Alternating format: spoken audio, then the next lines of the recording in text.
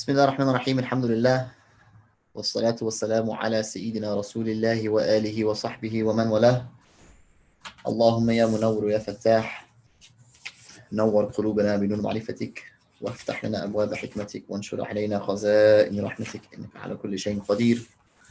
اللهم علمنا ما ينفعنا وانفعنا بما علمتنا وزدنا علما وإخلاصا وصدقا في الدين ولا حول ولا قوة إلا بالله العلي العظيم. وصلى اللهم وسلم على نبينا Muhammad وعلى آله وصحبه أجمعين. We begin in the name of God and we beseech Him to send His peace and blessings upon our beloved Master and Prophet Muhammad and upon his family and upon his companions and upon all of those who walk his path with excellence until the last day. So alhamdulillah, we're at the end section of Imam Abu Hāmid Hujjat al-Islam Abu Hāmid al-Ghazālī rahimahullah ta'ala's book al-Munqidh min al-ضلال, the last section of the Bāṭinī refutation. And it's not really a refutation, but it's a somewhat of a response, one can say, to the Bāṭiniyya. So قال المصنف رحمه الله تعالى ونفعنا بعلمه في الدارين آمين. Imam Abu Hāmid al-Ghazālī says بل عليه من الأسئلة المشكلة ما لا يدفع إلا بدقيق النظر العقلي والنظر العقلي لا يوثق به عندك ولا يعرف دلالة المعجزة على الصدق ما لم يعرف السحر والتمييز بينه وبين المعجزة وما لم يعرف أن الله لا يضل عباده وسؤال الإدلال وعسر تحرير الجواب عنه مشهور فبماذا تدفع جميع ذلك ولم يكن إمامك أولى بالمتابعة من مخالفه. So this is going back to the point that he was making before we had ended, I think, in the last class, which is that he's saying your central doctrine, this idea of us coming into sound knowledge solely vis-a-vis the means of some infallible teacher through the infallibility, they're saying, of their imam, this individual. This doctrine is itself known through the use of reason, through the use of the aql, the unmediated intellect, which you then contradict yourself in saying, but knowledge, this use of reason is not something that is a trusted means of knowledge. So there's a massive contradiction here, right? And then he says that there's also, you can't know the sidq, the truthfulness of a miracle if you can't discern between it and magic, right? So kharq al-'ada, as we know, the idea of breaking convention. So we come to know certain causes and effects, or what we would call customary causes and effects in the world. And these are normative for us. And if one of those things doesn't occur in that particular fashion, like fire doesn't burn, okay, we call that a kharq fil 'ada. There's a break or a cut in convention. So he says that in order for you to be able to distinguish between a miracle and magic, you have to recognize first and foremost that, you know, magic is also, though, there's a type of break in the conventional norm. So there's a kharq fil 'ada even in sihr, in magic. So how do you know the difference between that and a miracle? Well, we know, because we first and foremost, we know that not only is kharq al-'ada is not the only condition for a miracle. And how do we come to know that? We know that through pure reason, right? So we know that there are other conditions that have to be met in relationship to that. One of them being, for instance, that it is accompanied with the claim to prophethood, and that it is also accompanied with a challenge that would render it inimitable. In other words, nobody else could come and do this in the way that this prophet, who's claiming to be a prophet, is doing it, so on and so forth.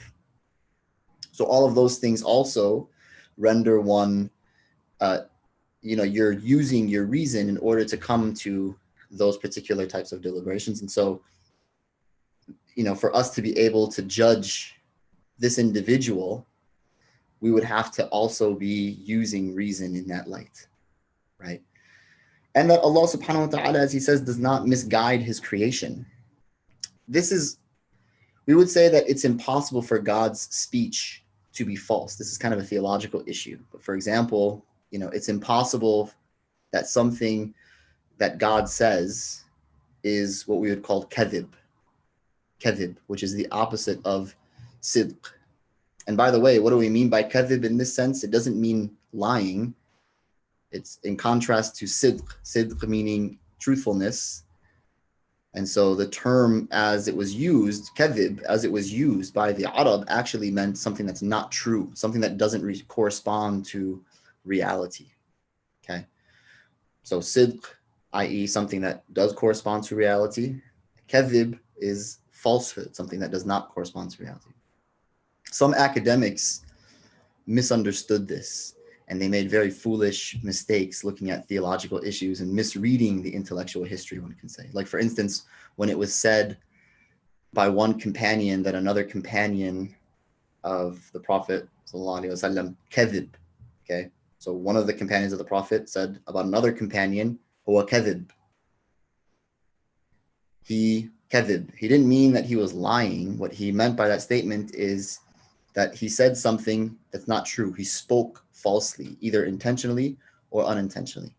So what's actually being referenced by Imam al-Ghazālī here is that he says a miracle is itself contingent on your knowledge of what distinguishes between it and magic.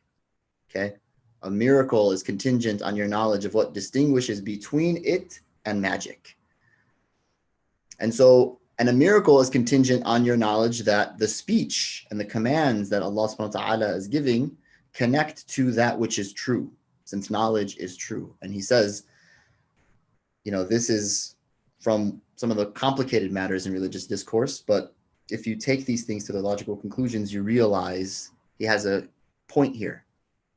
And so he's asking the Batini, how do you, O Batini, deflect these issues when it comes to establishing the veracity of your Imam? In other words, there are presuppositions to these assertions that you're making, and it's all contingent on an alternative way of reaching knowledge. You have to have some other modality of arriving at knowledge in order for you to judge these things that you are asking us to judge.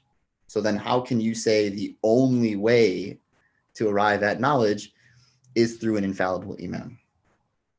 Hopefully that is clear.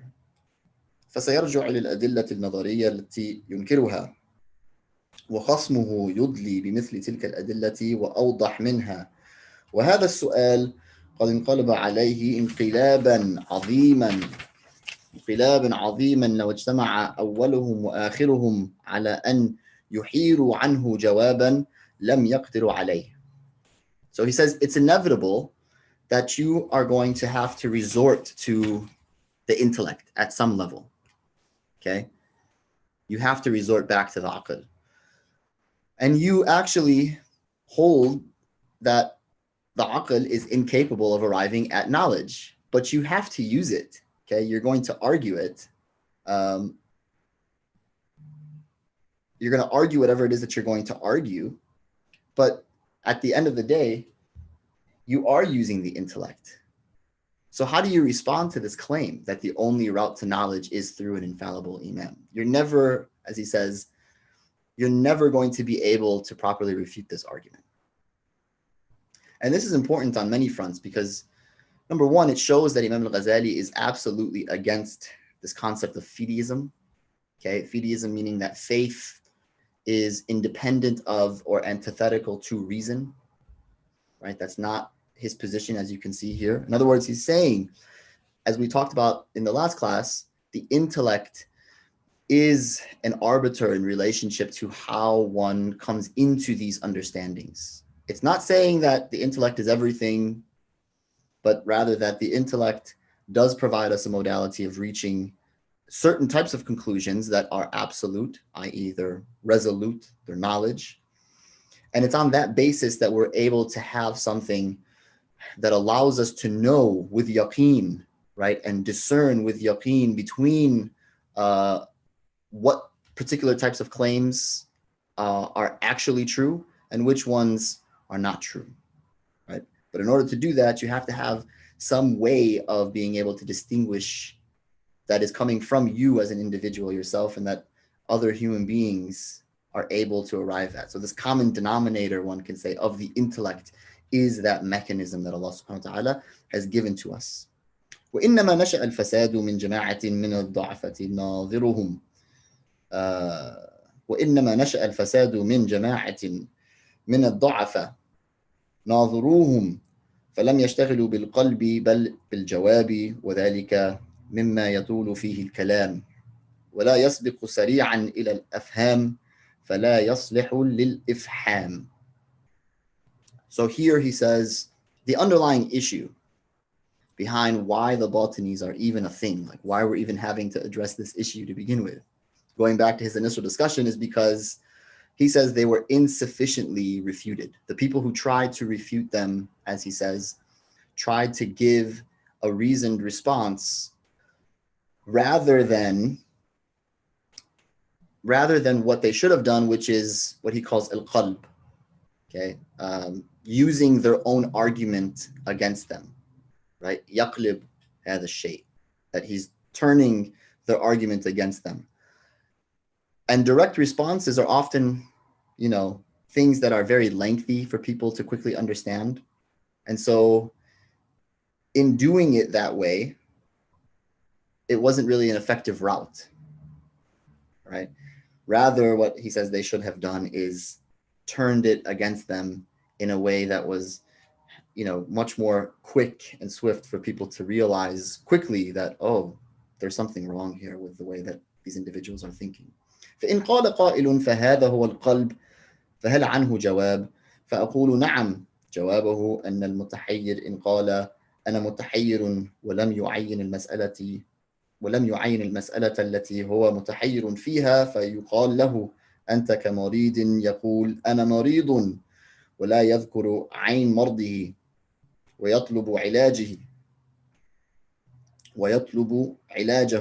فيقال له ليس في الوجود علاج للمرض المطلق، ليس في الوجود علاج للمرض المطلق بل لمرض معين من صداع أو إسهال أو غيرهما فكذلك المتحير ينبغي أن يعين ما هو متحير فيه.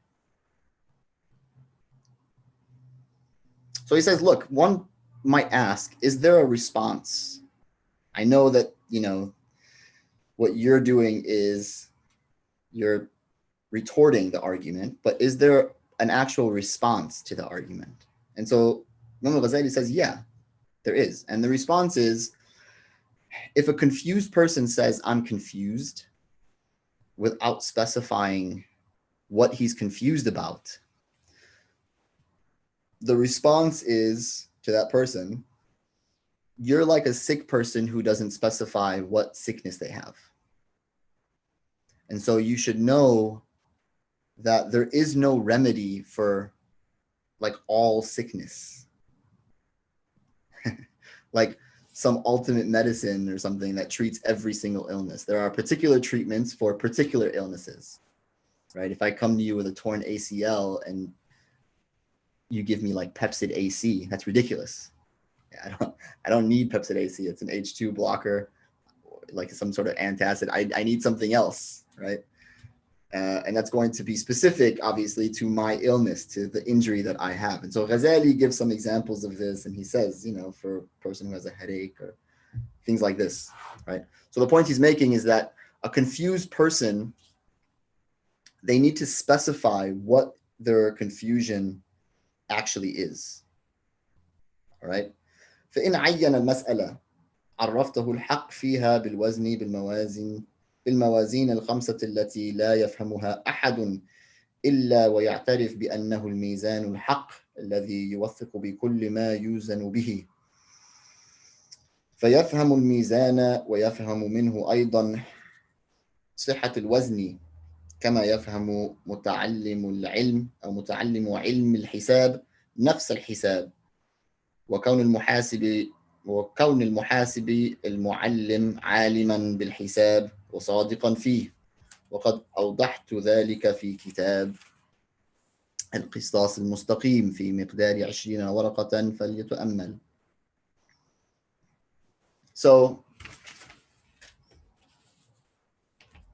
at the end of the day, he's basically saying the individual who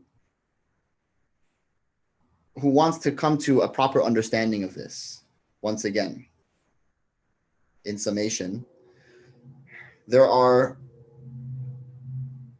matters in which I've written about that go back to the text al-Qistas al-Mustaqim, kind of reiterating again what it is that he said prior. And within it is going to be a proof for any individual who is able to intellect, right? And if you are able to intellect, you will come to the understanding that these particular proofs are resolute and they do provide you a way out of what it is that you're actually trying to understand. وليس المقصود الآن بيان فساد مذهبهم، فقد ذكرت ذلك في كتاب المستظهر أولا وفي كتاب حجة الحق ثانيا، وهو جواب كلام لهم عرض علي ببغداد، وفي كتاب مفصل الخلاف الذي هو 12 فصلا ثالثا، وهو جواب كلام لهم عرض علي بهمذان، وفي كتاب الدرج المرقوم بالجداول رابعا، وهو من ركيك كلامهم الذي عرض علي بطوس، وفي كتاب القسطاس المستقيم خامسا، وهو كتاب مستقل مقصوده بيان ميزان العلوم وإظهار الاستغناء عن الإمام المعصوم لمن أحاط به. He says, I wrote 5 books refuting the Batiniyah, including the one that we mentioned earlier. We talked a little bit about it, al-Mustadhiri, or Fada'ih al-Batiniyah. And this text is not a text that I'm writing to offer a proper refutation. Okay, that's not actually what the point of this text and this section about them is intending to do. بل المقصود, what I am intending here, أن هؤلاء ليس معهم شيء من الشفاء المنجي من ظلمات الآراء، بل هم مع عجزهم عن إقامة البرهان على تعيين الإمام طالما جربناهم، فصدقناهم في الحاجة إلى التعليم وإلى المعلم المعصوم وأنه الذي عينوه، ثم سألناهم عن العلم الذي تعلموه من هذا المعصوم، وعرضنا عليهم إشكالات فلم يفهموها فضلا عن القيام بحلها، فلما عجزوا حالوا على الإمام الغائب وقالوا إنه لا بد من السفر إليه. والعجب أنهم ضيعوا عمرهم في طلب المعلم وفي التبجح بالظفر به، ولم يتعلموا منه شيئا أصلا، كالمضمخ بالنجاسة يتعب في طلب الماء حتى إذا وجده لم يستعمله وبقي مضمخا بالخبائث. It's a very interesting point. This goes back again to the original point that he's been making about the Batiniyah. Okay, so he says, my point, my aim in showing you these things is that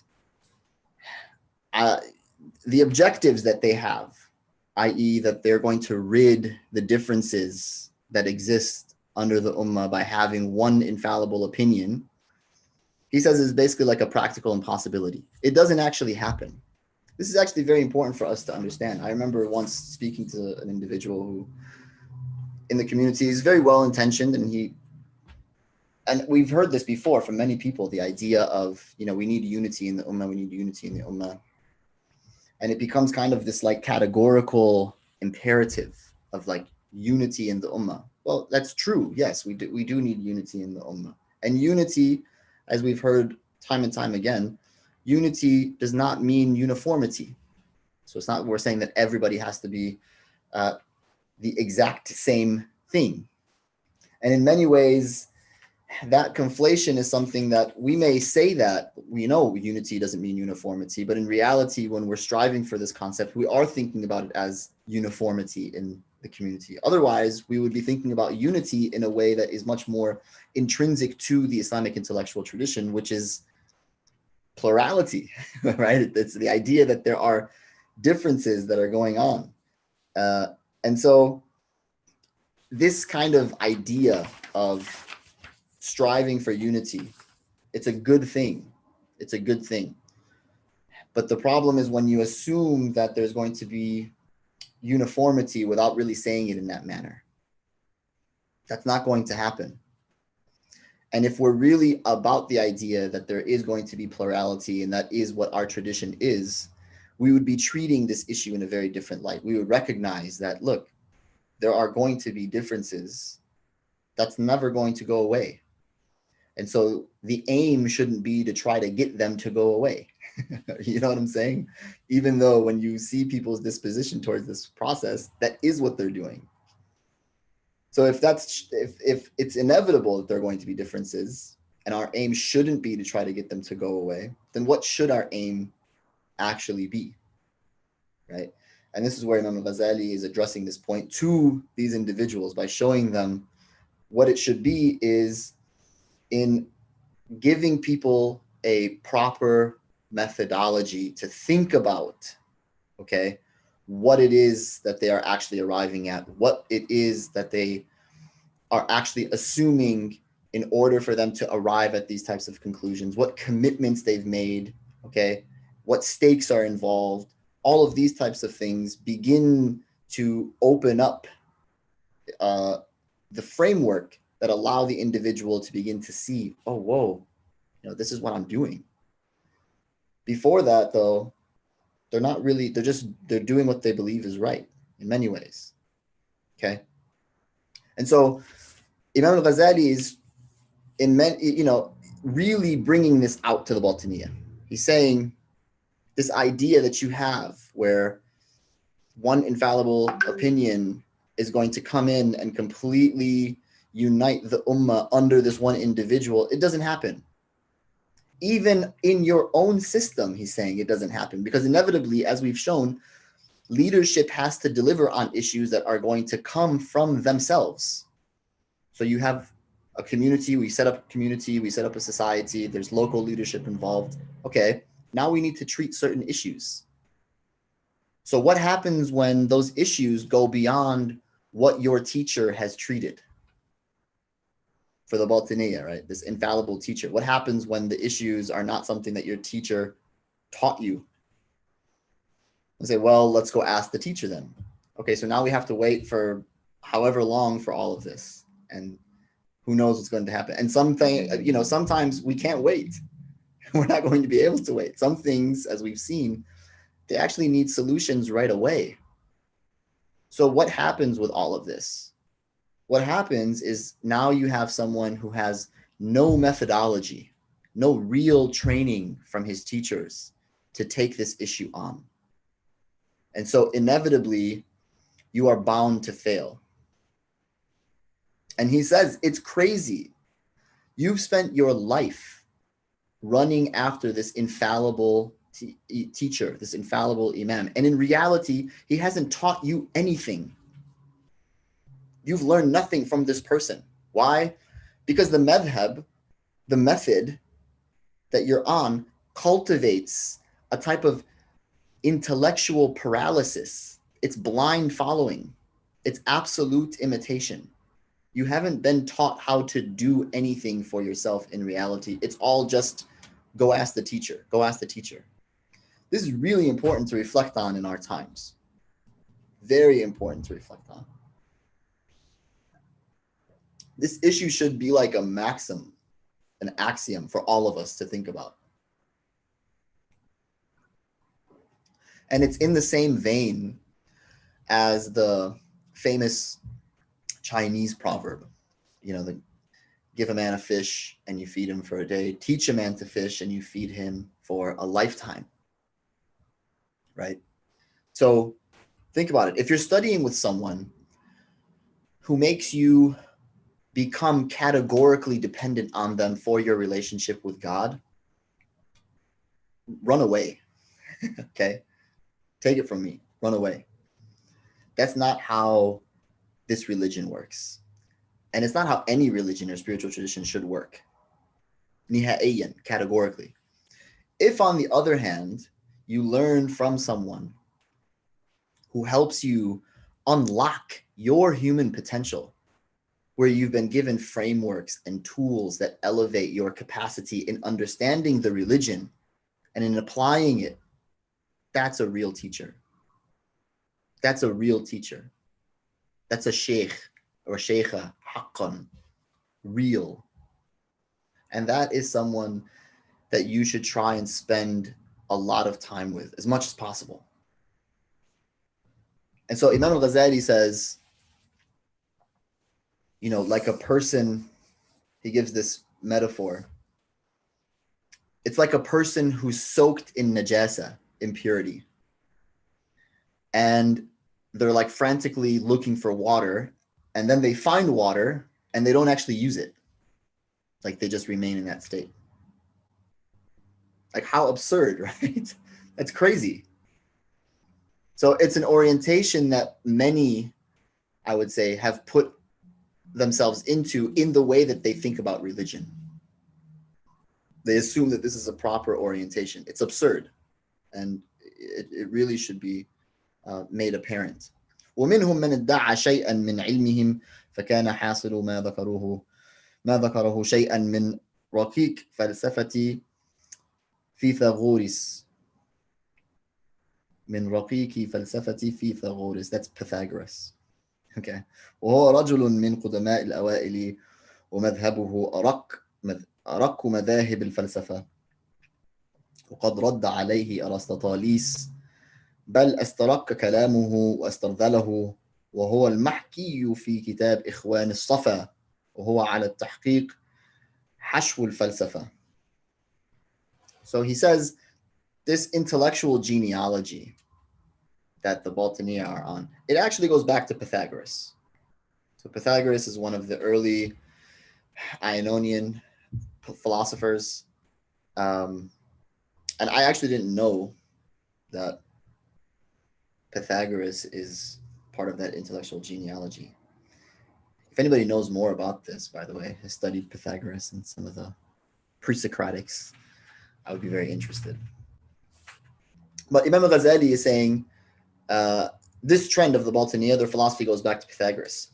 Aristotle refutes this philosophy himself, and he actually regarded it to be an extremely weak philosophy. And he says that this is what the Ikhwan al-Safa, that group that he had mentioned earlier and that we discussed, okay, this is what underlies their conclusions as well. Like this is where it's all coming from. And he says, in reality, this is from the hashw of the falsafa, of the falasifa. Okay? This is from the hashw. Hashw here means like marginalia, that which is on the margin. It's actually intended, sometimes in Arabic, you'll hear them say hashw al-halaqa. Because in the past, for instance, the sheikh would sit in front, okay, of the classroom or the masjid, and then those closest to the sheikh or the sheikha were their senior students. Okay, it wasn't just that anybody sat anywhere. Their senior students sat in front of them, and then those behind them were kind of like the next level, and then those who sat behind them were the next level, all the way until you got to the back, and in the back were kind of like the commoners, right? And those who weren't really students, they were just kind of there, you know, looking around. They were typically what they said were on the margins, right, of the halaqa. They were hashw al-halaqa. And so typically they wouldn't be allowed, these individuals, to like enter into the discussion or to ask questions or something like that. I mean, to a certain degree, right? And so they would say, like, they're not, because they're still trying to conceptualize things. So they would just tell them, you know, you can come, but just listen, just come and observe. And this, by the way, is really part of the process in formally coming into the sacred sciences, right? This takes a very long time. And to be quite honest, this is something that, like, for instance, I'll tell you a story. There was an individual that I knew in Egypt, okay?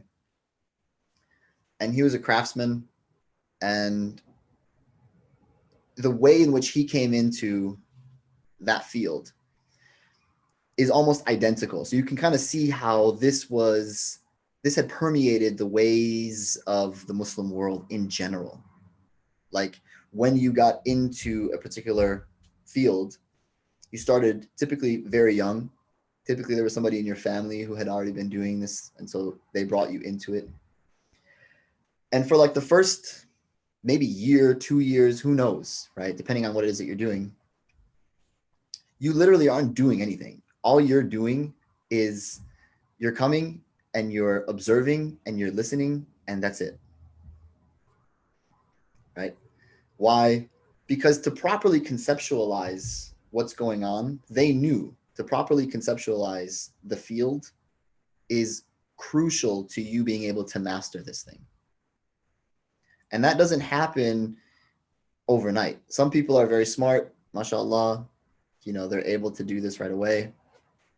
But even if you are very smart and you get things really, really quickly, oftentimes those individuals who can conceptualize something really, really quickly, they miss out on something that's oftentimes imperative for them to advance to the highest levels. And because they didn't take their time, they're always sort of missing something that's keeping them from being able to get into the mutawwalat, the heavy literature on this subject, or like the advanced topics in this field. So they would come, they would observe, they would listen, they'd be on the margins, right? They were marginalized in a sense. And then after a while, they progressed, right? So this term, anyways, it's a huge tangent. This term hashu is usually used in this way, right? And every discipline, by the way, uses it, but in different ways. Like what the hashu generally refer to are those people who spoke about a topic or a discipline and their opinion was disregarded because like it wasn't taken serious at all. Why? Because they didn't really have a proper conceptualization. Even in worldly disciplines, there's a disregarded hashu class, right? So in like the science world, there would be the hashu of the science world. People who speak on science that nobody takes serious. Engineering, the same thing, right? Someone who hasn't actually conceptualized the thing that they are usually very assertively trying to speak about. I was just at Starbucks, and I ordered my drink, and I got up to the window, and the guy says, how's your day going? And I said, good. And he goes, what do you do? And I said, I teach. And he goes, oh, really? What do you teach? And I said, I teach Islam and theology and philosophy and things like that. And he said, oh, wow. So are you from there? And I looked at him and I said, from where? And he knew he messed up. Like he knew, he knew he didn't properly conceptualize this thing. And he was kind of showing an ignorance that he had. And so he goes, are you from the Middle East? And I said, yeah. And he kind of felt awkward. It was kind of weird. Long pause. He gave me my drink and I took off and I said, it's okay, it's fine. Smiled at him. That was it. That's somebody who's, he didn't have a proper conceptualization of what was going on there. Right? And so rather than like come at this individual,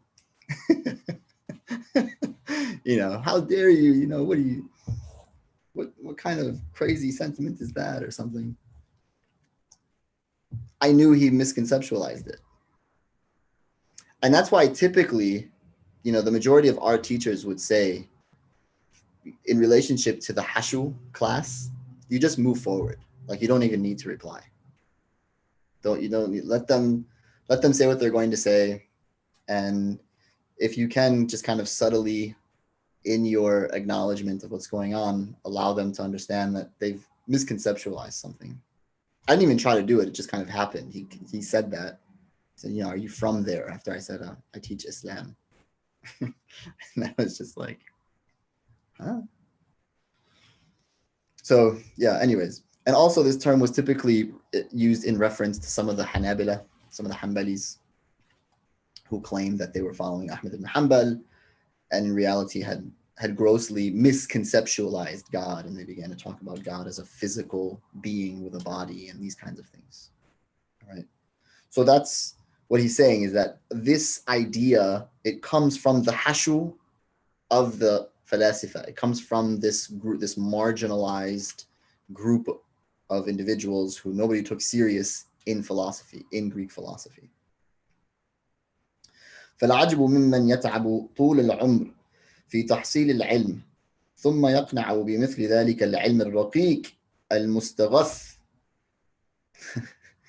ويظن أنه ظفر بأقصى مقاصد العلوم فهؤلاء أيضا جربناهم وصبرنا ظاهرهم وباطنهم فرجع حاصلهم إلى استدراج العوام وضعفاء العقول ببيان الحاجة إلى المعلم ومجادلتهم في إنكارهم الحاجة إلى التعليم بكلام قوي مفحم حتى إذا ساعدهم على الحاجة إلى المعلم مساعد وقال هات علمه وأفدنا من تعليمه وقف وقال الآن إذ سلمت لي هذا فاطلبه فإنما غرضي هذا القدر فقط إذ علم أنه لو زاد على ذلك لافتضح ولا عجز عن حل أدنى الإشكالات بل عجز عن فهمه فضلا عن جوابه فهذه حقيقة حالهم فاخبرهم تقلهم فلما قبرناهم نفضنا اليد عنهم.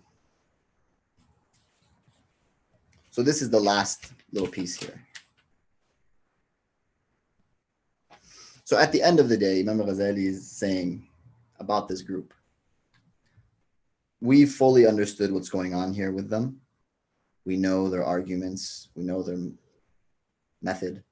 And at the heart of what happened, as he says, is that they have deceived the commoner. They've deceived the common Muslim in our society. Why? Because they appeal to a very simpleton way of arguing. They say, for example, look, there's one God, there's one prophet, there's one Quran, there's one way, which means that we're getting this one way from this one infallible Imam. Done. And everyone hears this and they're like, aha, yeah, this makes sense to me. And so they kind of gain popularity from this very simple treatment. But Imam al-Ghazālī says when you dig deeper and you see what's really at the heart of this methodology, you begin to see how it actually just breaks down and there's no substance to it. Okay. And so Ghazali says, look, once you ask them,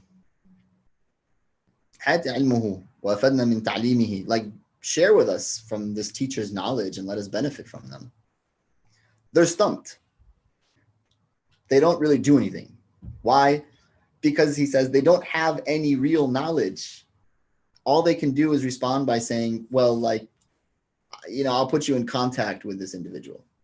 Like, go reach out to him yourself, because I'm just kind of a messenger calling to this infallible Imam. Why? Because he has no real knowledge to share. There's nothing of substance whatsoever. And if he tries to do anything himself, he's going to be exposed. Like, he can't even understand the issues that you're giving him, let alone try to understand how to treat those issues. So this is the summation of the Batiniyya. And he says, if you know them, you will flee from them. In other words, if you actually know what they're calling to, nobody would want this. And, I believe that he's right. The main point, again, kind of like in summation for the Batiniya that he's trying to make is that they are on a trajectory of absolute taqleed, categorical taqleed or categorical imitation. Okay. And that's because the entirety of the methodology is rooted in simply asking this infallible teacher to give you the answer. But then he says there are going to be scenarios where that's not going to be possible. And as a result, you are going to have to methodologically deduce the answer, okay, for yourself.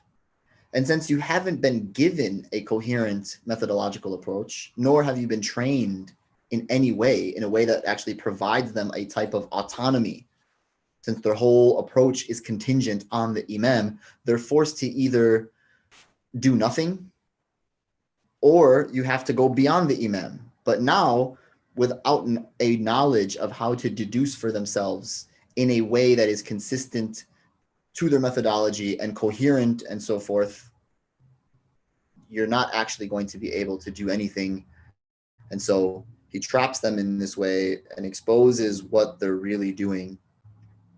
And this is something that he says he expounds on much more clearly in these other texts.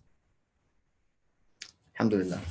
So now we finished the section on the Batiniya. Inshallah, everybody understands that point that he makes there. And he moves on to al-qawlu fi turuq al-sufiyya, the Sufis. Okay. So he says, ثم إني لما فرغت من هذه العلوم أقبلت بهمتي على طريق الصوفية وعلمت أن طريقتهم إنما تتم بعلم وعمل. So he says, after that phase of my life, I looked into Sufism. And he says, I learned that their way was realized by both knowledge and action, amal. In other words, the conceptualization of how one fully realizes, fully comes to realization, okay, is not just from a theoretical category. There's also a practical category in all of this. At the heart, he's saying a full realization, like fully coming into an understanding of something, which is what he's looking for. Okay, according to the Sufis, he says, is through knowledge and practice. وكان حاصل علمهم قطع عقبات النفس والتنزه عن أخلاقها المذمومة وصفاتها الخبيثة حتى يتوصل بها إلى تخلية القلب عن غير الله وتحليته بذكر الله. So he says, this way is brought about by removing oneself, cutting oneself off from carnal pleasures and abstaining from vice and from bad character until you have rid your heart of everything except for Allah subhanahu wa ta'ala, and you then fill yourself with his remembrance. Okay? التخلية والتحلية. Sidi Ahmed Zarruq, rahimahullah, said that there are over 2,000 definitions of tasawwuf, this word. Some said it goes up to 2,000. He said that there's 1,000. Some said that they go up to 2,000. And they all converge, as he says, on one meaning. He says it's sidq tawajjuh. Sidq tawajjuh. I think we talked about this in one of the other classes. This means truthful or sincere in your direction towards God, truthful in your path to God. Right? That's what tasawwuf is, being truthful in your path to God. This was a definition that was completely accepted by the overwhelming majority of ulama. And the other, somewhat operational definition that was given and accepted all around was التخلية والتحلية. You ridding yourself of vice and inculcating virtue. So Sufism The term itself, okay, there's a variety of places that oftentimes this gets sourced. Where does this term come from? Does it mean wool? Is it actually referring to Ahl Sufa? Is it referring to, the concept of Safi al-Qalb, meaning that an individual is sort of pure-hearted and pure in the way that they move and so on? Qil wa qal, right? There's a variety of opinions on this. What we do know, though, is that this is the term that becomes designated to the science that develops, that preserves the dimension of ihsan in the religion. Okay, ihsan, to beautify something, which comes from the hadith of the Prophet ﷺ, which is known as the famous hadith of Jibreel, where the angel Gabriel comes to the Prophet ﷺ in a human form and asks him what is Islam, what is Iman, and what is ihsan. And when he asks him about ihsan, the Prophet ﷺ says, "And tu'budu Allah ka'annaka tarah, فَإِن لَمْ تَكُنْ تَرَاهُ فَهُوَ يَرَاكَ." You worship God as if you see him, and if you can't see him, then you know that he sees you. That's what ihsan is. So Sufism is from the dimension of ihsan in the religion, to beautify something. Okay, ihsan coming from Hasan, meaning to beautify something, that which is beautiful or excellent.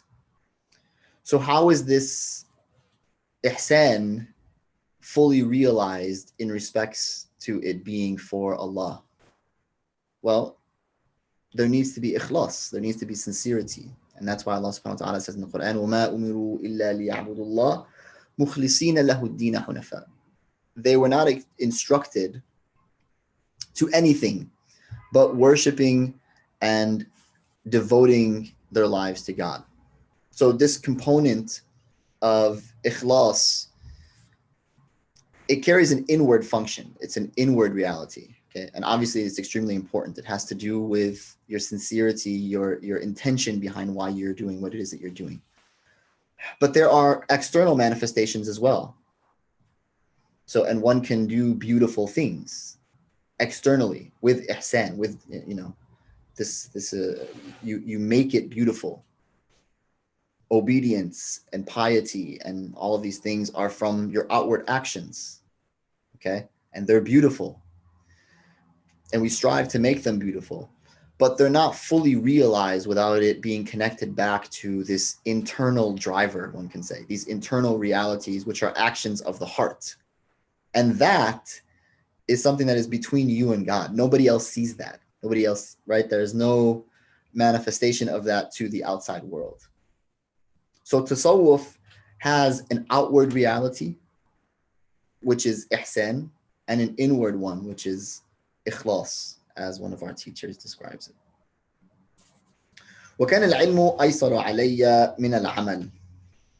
This is a very famous line of al-Ghazālī. He says that knowledge was easier for me, like reading and going to texts and these types of things, book knowledge was easier on me than doing work, than practice, religious practice. Okay. فابتدأت بتحصيل علمهم من مطالعة كتبهم مثل قوت القلوب لأبي طالب المكي وكتب الحارث المحاسبي والمتفرقات المأثورة عن جنيد البغدادي والشبلي وأبي يزيد البسطامي وغيرهم من المشايخ حتى اطلعت على كنه مقاصدهم العلمية وحصلت ما يمكن أن يحصل من طريقهم بالتعلم والسماع. So he says knowledge was easier for me than doing things. And this was something, if you think about it, this is actually something that most people struggle with, right? To actually implement the things that you may sit around and theorize about is oftentimes much more difficult. And it's interesting, this is something that you find particularly amongst the people of tasawwuf. There's very little theory involved with them, if any at all. Like, they are people of action, straight. And it doesn't mean that there isn't knowledge, there is, but you'll come to see here how this all works. But Imam al-Ghazālī is saying, I came from a scholarly background, and so I assumed a particular way. And I began as he does with all of the other sciences, by going to their books, reading these texts. So he mentions he read Qut al-Qulub from Abu Talib al-Makki. This was a muhaddith who grew up in Mecca, Makki. He was a student of Abu Sa'id ibn al-Arabi, who was himself a student of Imam al-Junayd. Okay, and Imam al-Ghazālī also says he read from al-Harith al-Muhasabi. We've met him before. He's written a number of texts. Al-Ri'aya, Huquq Allah, for instance, is one of his famous texts in Tasawwuf. And then he says, I read selections of Imam al-Junayd. So Imam al-Junayd, a Persian, who really the line that the normative tradition of Tasawwuf ultimately goes back to. He was one of the pioneers in systematizing the discipline of Tasawwuf itself. He's called Sayyid al-Ta'ifa. He's the leader of the group. He's seen as the leader of Ahl Sunnah. Okay. And his line, by the way, is a line that is fully connected to the Prophet ﷺ, and the individuals within that line also carry a very special and significant connotation. So you have Imam al-Junayd, you have Sidi al-Saqati, who's actually his uncle on his maternal side, Ma'ruf al-Qarhi, Dawood al-Ta'i, Ali al-Ajami, Hassan al-Basri, from Hassan al-Basri, Ali ibn Abi Talib, karramallahu wajhahu, an al-Nabi sallallahu alayhi wa sallam. So that's the line, okay, that goes back to the Prophet sallallahu alayhi wa sallam, and those individuals that are obviously there that carry all the way to Imam al-Junayd, and then Imam al-Junayd, you know. So Imam, for instance, Abu Bakr al-Shibli, right, that he also says he read.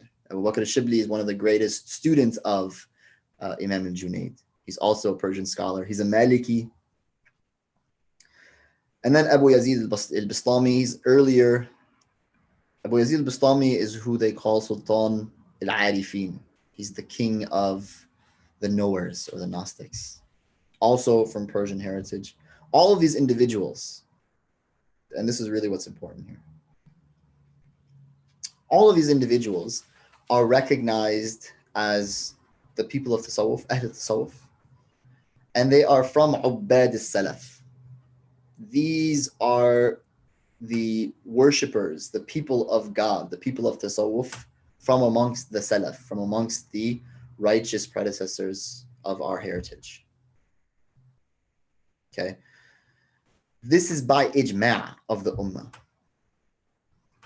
Like, you are hard pressed to find anybody from any of the different groups that would not recognize these names as foundational to the Islamic heritage, intellectual and spiritual heritage, okay, from Sunni Islam. And even outside of that, to be honest, you'll find that there are, you know, links that go beyond that. So this is very important to understand. And Imam al-Ghazālī is saying, this is who I went to. Like, I read the classics, okay? And I learned everything that I could that was available, and I understood their objectives. And this is what's really important. فَظَهَرَ لِي أَنَّ أَخَصَّ خَوَاصِهِمْ مَا لَا يُمْكِنُ الْوُصُولِ إِلَيْهِ بِالتَّعَلُّمِ بَلِ الذَّوْقِ وَالْحَالِ وَالتَّبَدُّلِ الصِّفَاتِ. So he says, فَظَهَرَ لِي أَنَّ أَخَصَّ خَوَاصِهِمْ مَا لَا يُمْكِنُ الْوُصُولِ إِلَيْهِ بِالتَّعَلُّمِ بَلْ بِالذَّوْقِ وَالْحَالِ وَالتَّبَدُّلِ الصِّفَاتِ. I realize that this discipline is not something that you're going to fully encapsulate through books. Like, this is not a cognitive thing. This is something that is experienced through states and transformation, right? Where you're like complete character shifting is happening.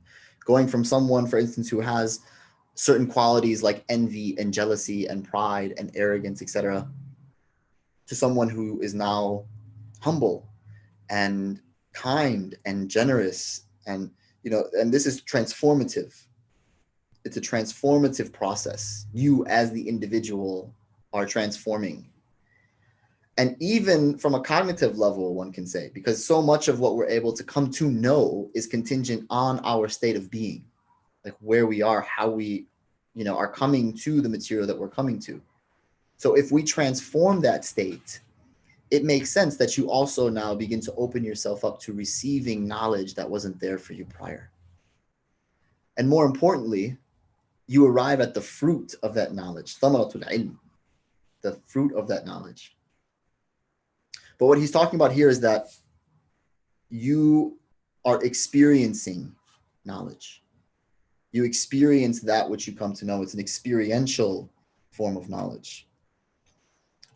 فكم من الفرق بين أن تعلم حد الصحة وحد الشبع وأسبابهما وشروطهما وبين أن تكون صحيحا شبعان وبين أن تعرف حد السكر وأنه عبارة عن حالة تحصل من استيلاء أبخرة تتصاعد من المعدة على معادن الفكر وبين أن تكون سكران بل السكران لا يعرف حد السكر وعلمه وهو سكران وما معه من علمه شيء.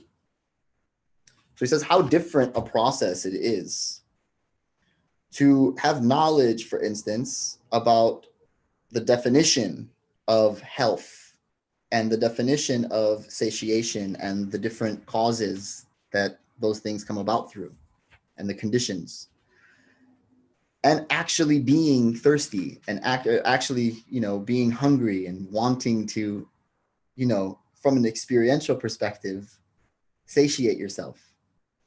And the difference between knowing the definition of intoxication and to understand that in terms of, once again, it's cognitive understanding and in relationship to the body and the biological sort of process that goes on when one is intoxicated and actually being intoxicated, right? He says, as a matter of fact, the one who is intoxicated, they usually don't know what the definition of intoxication is. They couldn't tell you what that is. They don't know the knowledge of all of these types of things in the ways in which those who are studying it through books and whatnot know it.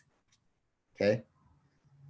والطبيب يعرف حد المرض وأركانه وما معه من المرض شيء والطبيب في حالة المرض يعرف حد الصحة وأسبابها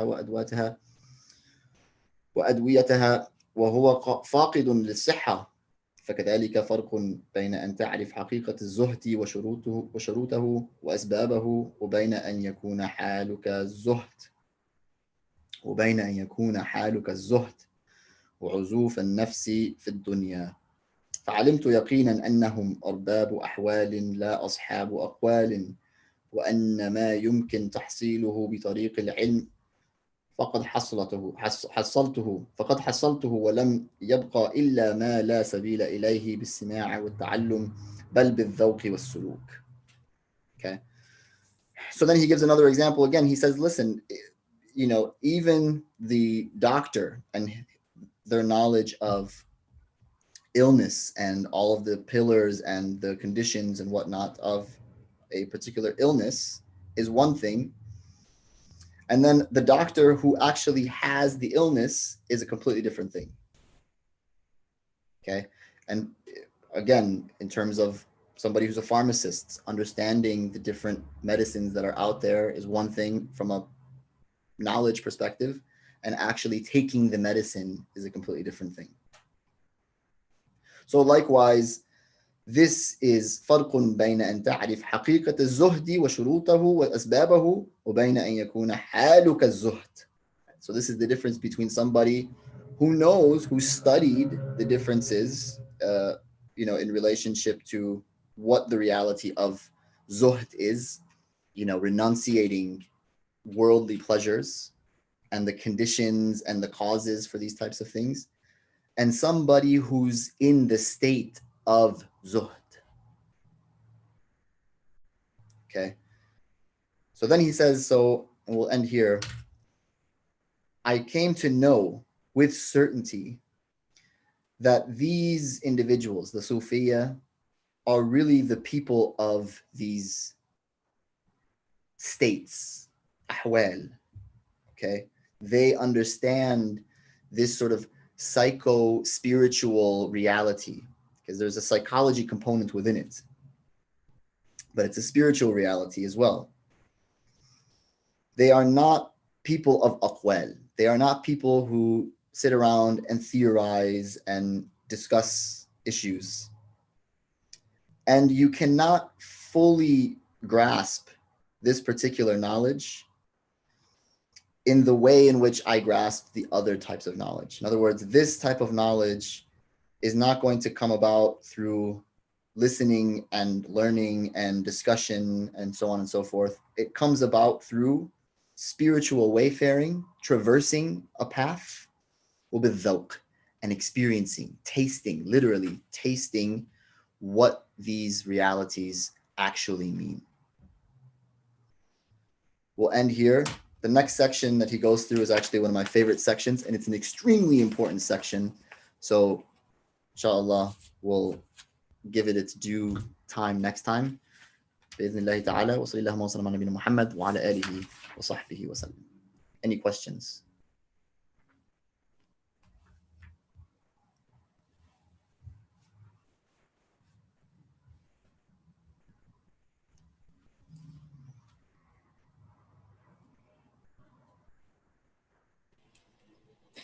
Assalamu alaikum, Sheikh. So, trying to think how to word this question, but so going back to the previous section, we kind of talked about how when we conceptualize something, even if we conceptualize it quickly and we understand the gist of it, we may not understand a lot of the implications of that conceptualization, or a lot of the sometimes context or the lived experience of that conceptualization. And I think with time, the more we come at it from different angles, through different experiences, or say, whether you're taking the same class or a similar class about the same topic, your understanding of it changes. Yes. Now, knowing that, and it's not really a fault of the intellect, but it's how it operates, right? And it's just about experiencing, because sometimes even when we're listening to things, because of a previous conceptualization, we may kind of hear things a certain way, right? Because kind of fill in the blanks, and we're trying to just map similarity, right? Based on what we're hearing, what we're learning. So my question is more in terms of like, okay, knowing that, how do we comport ourselves when it comes to, so I mean, it just tells me how much humility we have to have at all times. Yeah. Right. But what else can you share with us to kind of, navigate this? Because I feel like it's a long journey, but the journey itself looks so different the more you're in it, right? The more, I mean, I guess that's how I'll put it. Yeah. I mean, I think that the very easy way to treat this is simply to say that when you look at having a good beginning is everything. Because having a good beginning is your way of solidifying a good end. And what I mean by that is the beginning point is always the point of conceptualization. It's you coming into a proper understanding of what a thing actually is. Like, what are we assessing here? And the more that you can wrap your head around that, the better you will be able to progress in terms of your analysis and your understanding of the various entailments of these types of things that emerge from these understandings that happen initially. So one of the things that I can say is that when I've seen people who have mastered this tradition, truly mastered this tradition, the attribute that they all have in common is that they were extremely repetitive in their process. They never heard something and thought to themselves, I already know that, or I've already done that. They were never brought into a class that they had already taken and said something along the lines of, I've already taken this class, or I've already been there, done that. And so their ability to make that type of repetition, something that was habitual in the way that they went about their studies, made all the difference. And even until today, and these are masters, even until today, if you were to ask them to do like a primer text in Aqidah or something like that, they would be extremely excited to do it, and they would approach it as if they had never done it before. And this is a quality that they actually take on with everything in life. Sometimes they'll hear things from people, wisdoms from, individuals that they've heard before. And yet they listen to the individual almost as if they'd never heard it before. So it extends itself not only just in the way that they go about studying and learning and connecting to the religion, but in all aspects of their life now, they've taken on this kind of disposition or orientation. So that's one of the things that I think are extremely important for anyone who is looking to master anything, is repetition.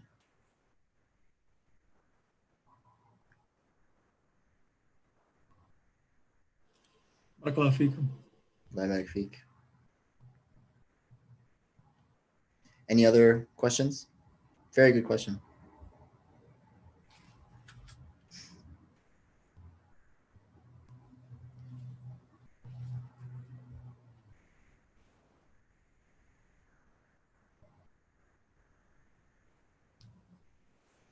Everybody good through everything that we've read so far? I have a question not related to this, but about Isra and Miraj. Is it recommended to fast during Isra and Miraj? So we wouldn't put a hukum to it. So the answer to that question is no. There is no recommendation for any particular type of act, like a legal recommendation. But if one wanted to, there's absolutely nothing wrong with that. Thank you. Yeah. Sure.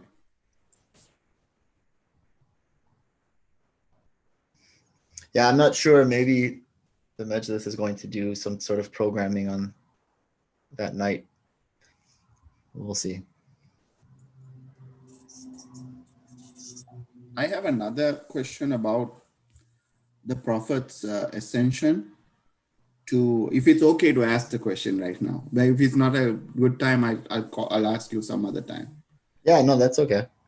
Yeah, if I know the answer, I'll give it. If not, though, when the Prophet crossed the Sidratul Muntaha, what did he really see? Did he see the form of Allah? How is it described? Well, you should know that there's a difference of opinion even amongst the Sahaba when it came to that issue. Ibn Abbas said he did. He saw Allah. Radiallahu anhuma. Aisha, his wife, said he didn't. And, there are different individuals then that seem to follow one of those two opinions. A lot of the scholars that I studied with, they either took kind of an ambivalent stance towards it. The majority actually did that. Or they said that they agree with the opinion of Abdullah ibn Abbas, that he actually did see Allah.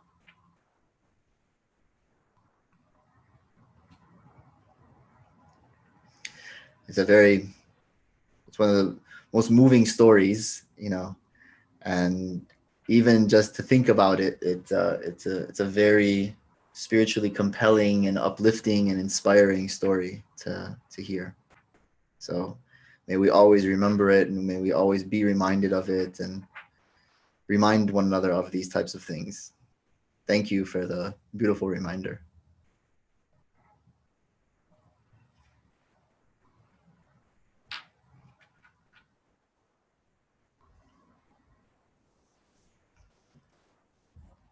Okay, we'll end here, inshallah. Sallallahu alaihi Muhammad wa ala alihi wa sahbihi wa sallam. We ask Allah subhanahu wa ta'ala to allow this knowledge to be of benefit to us and to benefit others through it. We ask Allah subhanahu wa ta'ala to allow this knowledge to be something that transforms us and transforms our families and our communities, brings us closer to Him, brings us closer to His beloved, sallallahu alaihi wa alihi wa sahbihi wa sallam.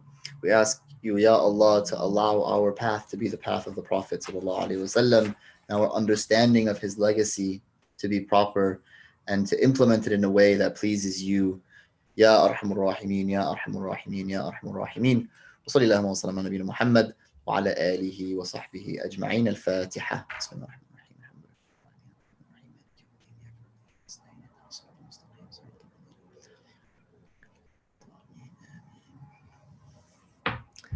All right, barakallahu feekum. Good to see everybody. And inshallah, we get to actually see you soon. Inshallah. Assalamu alaikum, Shaykh. So am I. So am I.